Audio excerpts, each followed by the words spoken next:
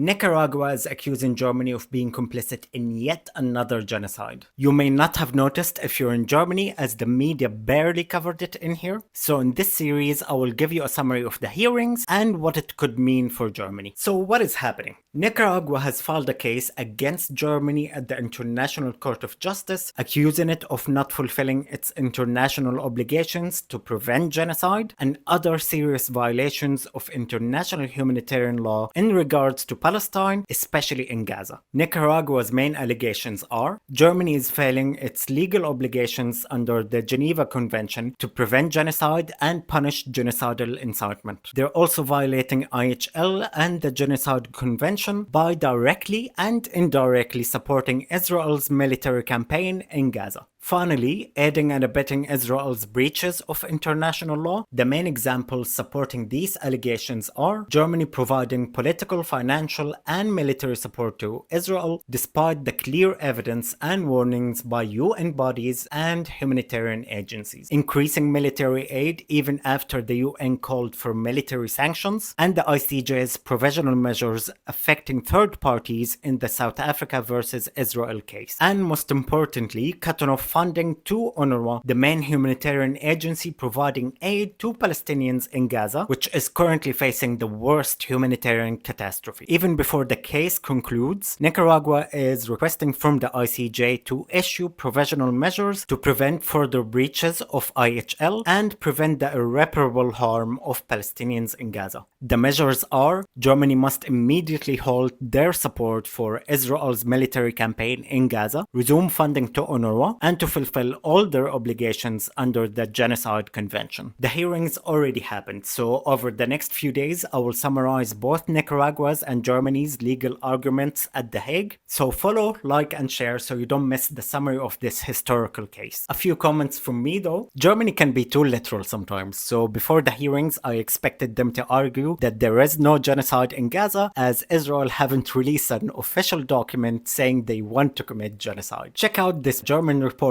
at the UN Human Rights Council. You're quoting the president of Israel, the prime minister, the defense minister, and some top militaries.